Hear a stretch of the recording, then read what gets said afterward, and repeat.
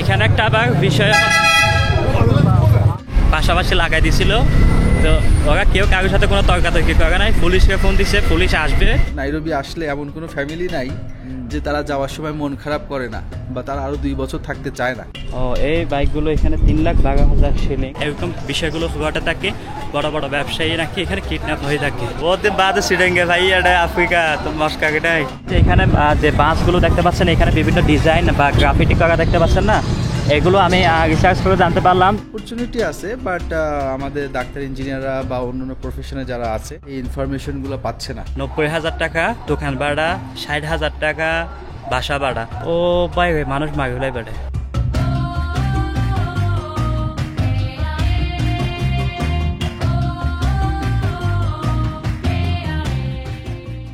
পূর্ব আফ্রিকার দেশ কেনিয়া, কেনিয়ার রাজধানী নাইরোবি। সেই নাইরোবি মূল শহর থেকে প্রায় 10-12 কিলোমিটার দূরে ইস্টলেই একটা জায়গা, যেটাকে বলা হয়ে থাকে মিনি সোমালিয়া।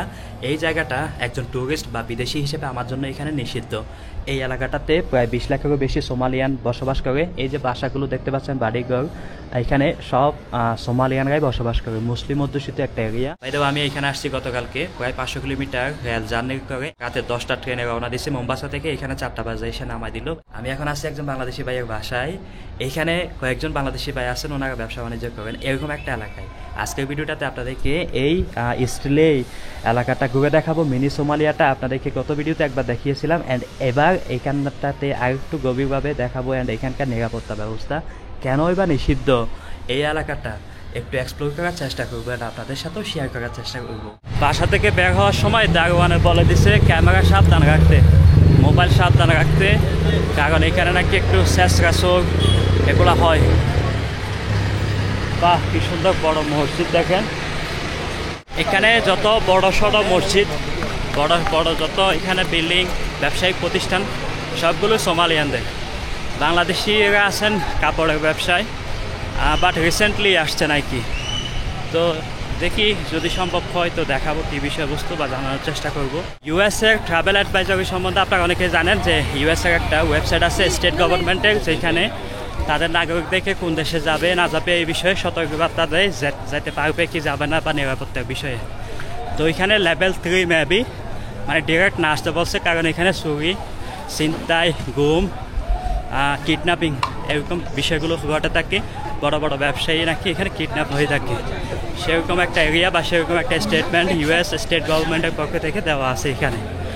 মানে এই এরিয়াটাতে বিশেষ করে না আসার জন্য, নাইরোবিতে, এই ইস্টলেতে। আর এখানে যত ব্যবসায়ী বলেন, যাই বলেন, সবাই মুসলিম। সবার মহিলাদের হাতে বলেন, পুরুষদের হাতে তসবি থাকে, ইবাদত বন্দগীতে তারা অলওয়েজ ব্যস্ত থাকে। ইউএসএর ট্রাভেল অ্যাডভাইজার অনুসারে কেনিয়ার রাজধানী নাইরোবির নেইবারহুড ইসলিতে লেভেল 3 কশন তারা ডিক্লেয়ার করে। এখানে তাদের সিটিজেনদেরকে আসার জন্য ট্রাভেল রিকনসিডার করতে বলে। বাট আমি এর আগের সপ্তাহে এসে একবার ঘুরে গেলাম, কোনো নেগেটিভ ইস্যু আমাকে ফেস করতে হয়নি। আপনি তো বর্তমানে কেনিয়াতে আছেন, আমি আপনার কয়েকটা ভিডিও দেখলাম। আপনি তো এখন নাইরোবি শহরে হোটেলে আছেন। নাইরোবি শহরটা একটু অনিরাপদ মনে হয়। আমার পরামর্শ হলো আপনি ইসিলিতে যান। ইসিলি ওখান থেকে কাছে, ওখানে ভালো হবে আপনার জন্য, সেফ, পুরো সেফ জোন। অনেক মানুষ থাকে, রাত 12টা 1টা পর্যন্ত ওখানে ঘোরাঘুরি করলে কোনো ঝামেলা নাই। বাট আমি বুঝলাম না আসলে এই ট্রাভেল অ্যাডভাইজারিগুলো কিসের উপর বেস করে হয়ে থাকে। I am not sure about that, but এই ট্রিপেও আমার কাছে সেফ আমি ফিল করলাম, বেটার দ্যান নাইরোবি সিটি। আসলাম অবশেষে ভাইয়ের দোকানে। এখন একটা আসি, এটা ছোট্ট একটা দোকান, আমাদের দেশের একটা চায়ের দোকান বলা যায়, কুলিং কর্নার সাইজের একটা দোকান। এই দোকানটাতে ভাড়া 90,000 শিলিং, বাংলাদেশি টাকায় প্রায় 88 বা এরকম। আপনারা নিচে দেখতে পাচ্ছেন, মানে বাংলাদেশি কারেন্সি এবং কেনিয়ান কারেন্সি একদম কাছাকাছি বলা যায়। 90,000 টাকা দোকান ভাড়া, 60,000 টাকা বাসা ভাড়া, 3 রুমের, হ্যাঁ 3-4 রুমের একটা বাসা, 60,000 টাকা। ও ভাই মানুষ মাগুলাই বেড়ে। এই হলেন ভাই, ওনার সাথে আপনার বাড়ি চট্টগ্রাম। বহুত দিন বাদে সিডেঙ্গে ভাই, এটা আফ্রিকা তো মস্কা কেটাই। এটা মেইনলি একটা বিজনেস হাব। পুরো এই নাইরোবি শহরে যত পাইকারি হোলসেলগুলো আসে, মালামালগুলো বিভিন্ন বন্দর থেকে কার্গো রিলিজ হয়ে এখানে আসে ইসলিতে। এইখান থেকে পাইকারিতে সব জায়গায় সাপ্লাই হয়, তাকে কম বা বেশি। তো এখানে আসলে কেন ইউএসএ ট্রাভেলে বা ট্রাভেল অ্যাডভাইজার এমন কেন বলে ঠিক জানি না, বাট জায়গাটা নিরাপদ। চাইনিজ যেখানে আছে সেখানে মানে চাইনিজরা মোটামুটি একটু বুঝে শুনেই তো তাদের ব্যবসা বাণিজ্যগুলো করে না। তো চাইনিজদের ব্যবসা যেহেতু এখানে আছে, পাকিস্তানিও আছে শুনলাম, ইন্ডিয়ান আছে একটু কম, বাংলাদেশিরা এখন আসতেছে। তো সোমালিয়ানরা বেশ কয়েক বছর কয়েক জনম বা কয়েক প্রজন্ম ধরে এখানে আছে।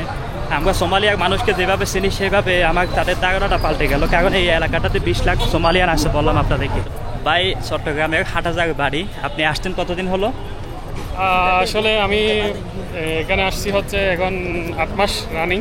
প্রথমে হেফজ করছি, হ্যাঁ, পরে হাটাজারি মাদ্রাসা থেকে তারপরে হাদিস পাস করে বর্তমানে এখানে কর্মরত আছে।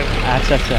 তো কেমন লাগতেছে এই যে এইখানে এমন একটা জায়গায় আছে, হয়তো বা আপনি জানানো না, আমেরিকার মতো সরকার এই জায়গাটাতে তাদের দেশের মানুষকে আসতে নিষেধ করে, কারণ এটাও নিরাপদ। দেখে আপনি তো 8 মাস ধরে আছেন, কি দেখলেন? আসলে মানুষ মনে করে যে আফ্রিকা মানে অনেক খারাপ, এখানে চিন্তায় ডাকাতি এগুলো সবসময় বেশি হয়। হ্যাঁ, কিন্তু আলহামদুলিল্লাহ আমি এখানে আসার পরে এরকম কোনো কিছু দেখি না। 8 মাসে আপনি এখানে দিবারাত্রি অনায়াসে করতে পারবেন, কোনো সমস্যা নেই। আচ্ছা। আর এই এরিয়াটা বেশি মুসলিম এরিয়া হওয়াতে সেই মানে ওইটার ঝুঁকিটা কম, এখানে কোনো কিছু তেমন নেই। তো এখানকার স্থানীয়রা কেমন মানুষ? আলহামদুলিল্লাহ অনেক ভালো, তারা আমাদের সাথে খুব ভালো ব্যবহার করে। আচ্ছা, ফ্রেন্ডলি, সবসময় হাই হ্যালো সবাই। অনেকে তো ওখানে আমার ফ্রেন্ডের মতো হয়ে গেছে, হ্যাঁ। আসা যাওয়াতে সবসময় তাদের সাথে হাই হ্যালো হয়। আচ্ছা, এখানে একটা আবার বিষয়,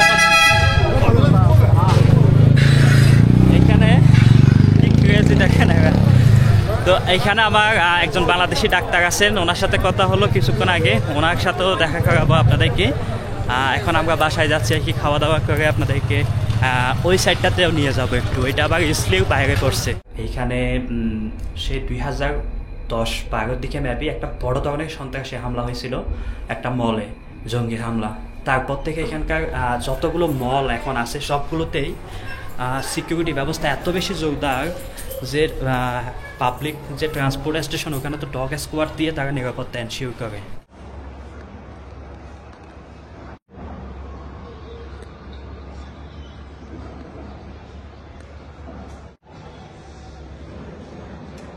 খাওয়া দাওয়া করে এখন বের হচ্ছি, একজন বাংলাদেশি ডাক্তার আছেন, ওনার সাথে দেখা করতে যাচ্ছি।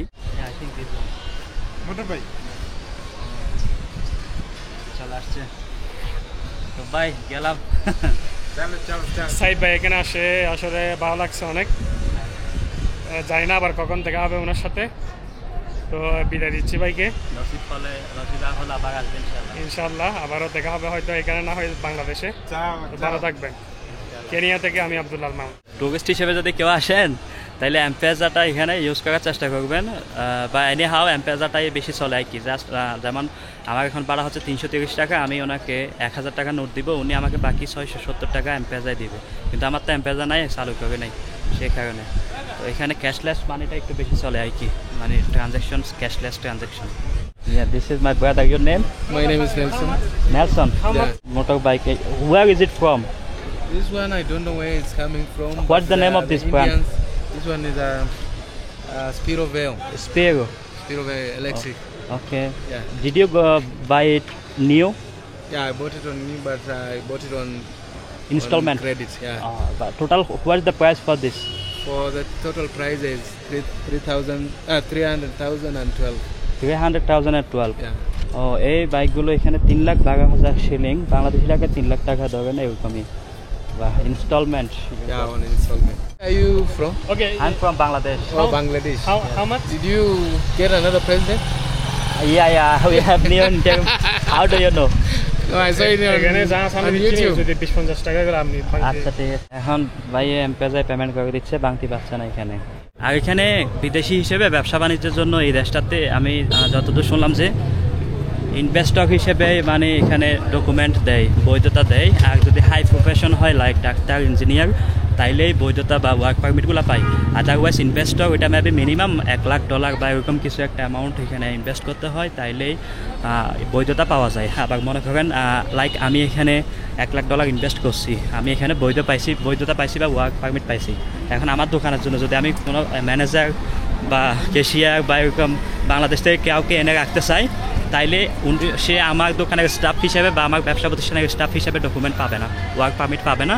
তাকে আমি যে ইনভেস্টটা এখানে করছি ওইখানে একটা নির্দিষ্ট পরিমাণের শেয়ার মানে তার নামে দিতে হবে, মানে সে আমার শেয়ার হোল্ডার আমার বিজনেসের, সেই প্রেক্ষিতে তাকে ডকুমেন্ট দেবে বা বৈধতা দেবে। তো শুনলাম যে ওইটা নাকি প্রায় 5-7 লাখ টাকা 2 বছরে বা একটু বেশি এরকম কস্ট পড়ে। আমি সকালবেলা যখন আসতেছিলাম স্টেশন থেকে, এই এলাকাগুলো একদম শুনশান নীরবতা ছিল। অনেক দোকান দেখলাম যে 7টা বাজেও খোলা, মানে খুলছে। ফজর নামাজের সময়ে এদের জীবন জীবিকা শুরু হয়ে যায়, নামাজ শেষে তাদের দুনিয়াবি জীবন শুরু হয়।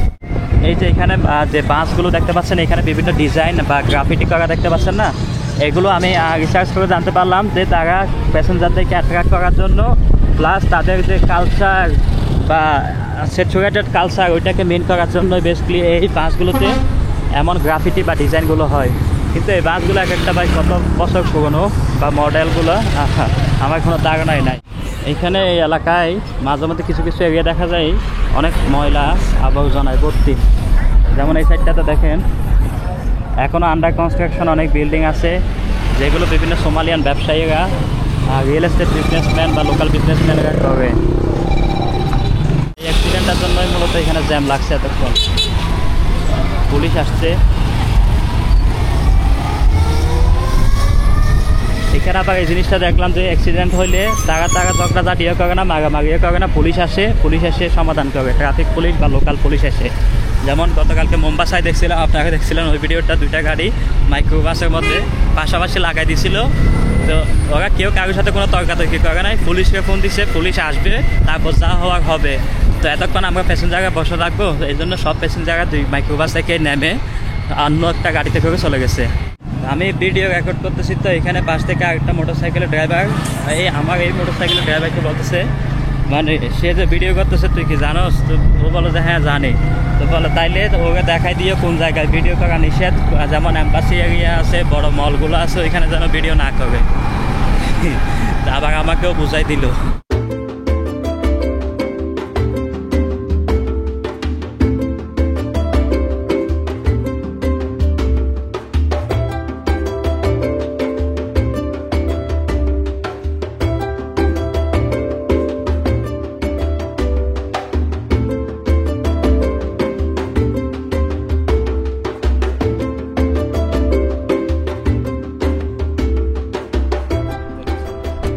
Thank you so much.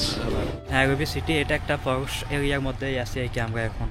International national যে অর্গানাইজেশন যেগুলো আছে আশেপাশে, এগুলোর সাথেও আমরা ধরেন চ্যারিটি ওয়ার্ক করি। আচ্ছা আচ্ছা, ওদেরকে আমরা সাপোর্ট করি, যখন যে ডাকে কাউকেই না করি না। তোমার আজকে 1 দিন কাজ করে দিতে হবে, তো এই অবস্থা, তো তুমি করবা কিনা। আমরা আমাদেরকে কেউ বললে সেটা আমরা কোনো সময় না করি তা না, যে ডাকে কাজ করে দিই। ইভেন ক্লিনিকে কেউ এসে যদি মনে করে যে আমার তার অ্যাসিস্ট্যান্সি দরকার, সে বলে কাজ করে দিই। আচ্ছা, নিজের মনে যেগুলো চাই সেগুলো করে দিই, যে এর কাছে নেওয়া উচিত হবে না বা এটা আমার ফ্রি করা উচিত। কমিউনিটি আছে বা আমাদের আশেপাশের যারা পরিচিত পরিজনরা আছে, তো মোটামুটি যতটুকু পারি আর কি। দেখা যায় যে কিছুদিন হয়তো 6-7টা পেশেন্ট দেখছি অলরেডি, আচ্ছা ঠিক আছে এগুলো আজকে এইভাবেই যাক। এখানে স্যাটিসফ্যাকশন আছে কাজের মাধ্যমে। আপনি যদি নিজের প্রফেশনকে সবসময় একটু মানুষের জন্য রাখেন, ওইটার মাঝেই পাওয়া যায়, অনেক কিছু পাওয়া যায়। এখানে আসলে মেইনলি সবাই আছে হচ্ছে বিভিন্ন ইন্টারন্যাশনাল অর্গানাইজেশন, কয়েকটা ফ্যামিলি আছে, এম্বাসি স্কোয়ারের কয়েকটা ফ্যামিলি আছে, ব্যাচেলররা আছে, আশা ইন্টারন্যাশনাল মাইক্রো ফাইন্যান্স, ওদেরও বেশ কয়েকজন আছে, 10-12 জন 15 জন। আমাদের ডেন্টাল সার্জনই আছে 4-5 জন, আর 2 জন আছে, একজন আছেন হচ্ছে ল্যাপারোস্কোপিক সার্জন, আর একজন আছে আগা খানে, হ্যাঁ পেডিয়াট্রিক। তাই তো মোটামুটি সবাই জানাশোনার মধ্যেই পরিচিত, সবাই একজন আরেকজনের সাথে দেখা যায় সপ্তাহে 2-1 দিন করে এদিক সেদিক বিভিন্ন দাওয়াতে দেখা সাক্ষাৎ হয় আর ফ্যামিলি গ্যাদারিংটা হয়। এটা কন্টিনিউয়াসলি হয়। জাম্বিয়াতে বাংলাদেশিরা ইঞ্জিনিয়ার এবং ডাক্তার, এবং এখানেও দেখতে পাচ্ছি আপনারা অনেক হাই প্রফেশনে আছেন। তো বাংলাদেশিদের এই হাই প্রোফাইল বা হাই প্রফেশনের যে অ্যাকসেপ্টেন্স, এটা রেশিও কেমন বা এখানে কেমন অপরচুনিটিস আছে? অপরচুনিটি আছে, বাট আমাদের ডাক্তার ইঞ্জিনিয়াররা বা অন্যান্য প্রফেশনে যারা আছে তারা হয়তো কোনোভাবে এই ইনফরমেশনগুলো পাচ্ছে না। আচ্ছা হ্যাঁ, তারা হয়তো বুঝতে চাচ্ছে না যে আফ্রিকা বলতে যে শুধু নামে আফ্রিকার যে ব্যাপারটা ছিল আগে, ওইটা না, ওইটার মাঝেও অনেক কিছু আছে। তো আফ্রিকাতে কাজ করার জায়গা আছে, অপরচুনিটি আছে, সুতরাং এর কাজে লাগাইতে হবে, আসতে হবে, দেখতে হবে। থাকবে কি থাকবে না, কাজ করবে না, জব করবে না, ব্যবসা করবে, সেটা পরে, কিন্তু তাকে আসতে হবে আগে, এক্সপ্লোর করতে হবে। এক্সপ্লোর করলে তখন বলবে যে না, নাইরোবি আসলে এমন কোনো ফ্যামিলি নাই যে তারা যাওয়ার সময় মন খারাপ করে না বা তারা আরো 2 বছর থাকতে চায় না। আচ্ছা, যে কোনো অফিসিয়াল পোস্টে আসলেও তাদের ইচ্ছাই থাকে যে আরো 2 বছর কিভাবে তখন বেশি থাকা যায়, বা ইচ্ছাটা থাকে আরেকবার হয়তো আসবো। সেই দিক থেকে আফ্রিকা আসা উচিত, এক্সপ্লোর করা উচিত, ঘোরা উচিত আগে, তাহলে তারপরে তারা ডিসিশন নিক আসলে আমরা কাজটা করবো কিনা বা থাকবো কিনা। মসজিদ থেকে নামাজ পড়ে বের হলাম আমরা। বের হয়ে ভাই ওখানে উপরে চেম্বার আছে ওনার চেম্বারে পেশেন্ট দেখতে গেছেন মেবি। তো আমি অবশ্য আবার এখান থেকে ব্যাগ যাচ্ছি আজকে রাত 8টার বাস আমার উগান্ডার রাজধানী কাম্পালাতে। আবার ওইখানে আরও কিছু প্লেস কভার করা বাকি আছে, প্লাস আমার অ্যাম্বাসির শিডিউল আছে আগামীকাল এবং পরশুদিন, যার কারণে আমার চলে যেতে হচ্ছে। মাত্র 1 সপ্তাহ ছিলাম এই কেনিয়াতে, নাইরোবি এবং মোম্বাসা 2টা সিটি আপনাদেরকে দেখিয়েছিলাম। যে ডাক্তার ভাইয়ের সাথে যে দেখা হলো, ডাক্তার আজিম ভাই, উনি আমাকে রিকোয়েস্ট করছেন এখানে আর 2-1টা দিন থেকে যেতে, অ্যাটলিস্ট ওনাদের অনেক ফ্যামিলি এখানে আসেন, তো ফ্যামিলির একটা গেট টুগেদার থাকে 2-1 দিন পর পরে বা প্রতিদিনই।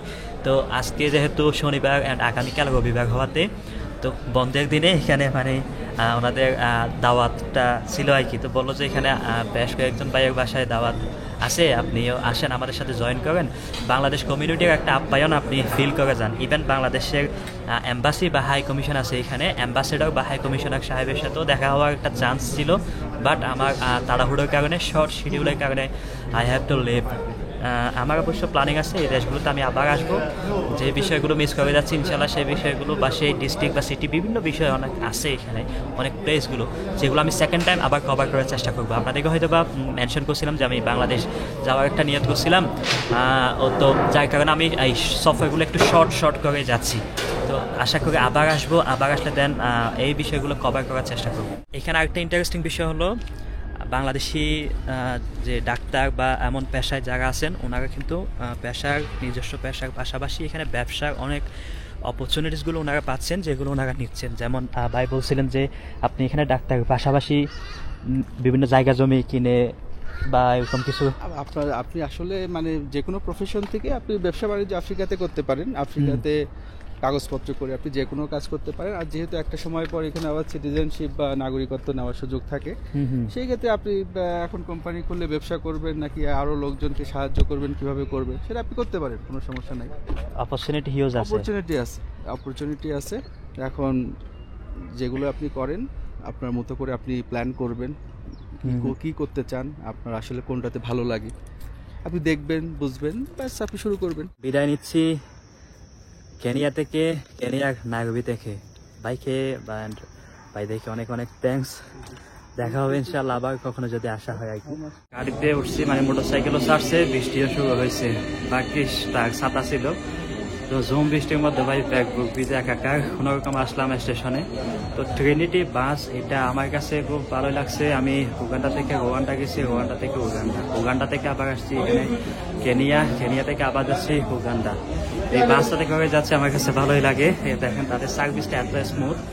এখানে নাইরোবি থেকে শুরু করে কাম্পালা থেকে আবার কিগালি, আবার কাম্পালা থেকে সাউথ সুদানের জোবা, মানে Rwanda, Uganda, Kenya, south Sudan, এই রোডগুলোতে ট্রেনিতে বাসটা বেশি চলাচল করে থাকে। ফাইনালি এসে নামলাম আর কি এখানে, প্রায় 14 ঘন্টা লাগলো, পা ফুলে একাকার। এখন আমার আবার বের হতে হবে, আরেকটা জায়গায় ভিডিও করতে যেতে হবে আজকে রবিবার, এখন না গেলে শিডিউল মিলবে না। তো এই পর্যন্ত ভাই আজকের ভিডিও বা কেনিয়া সিরিজ।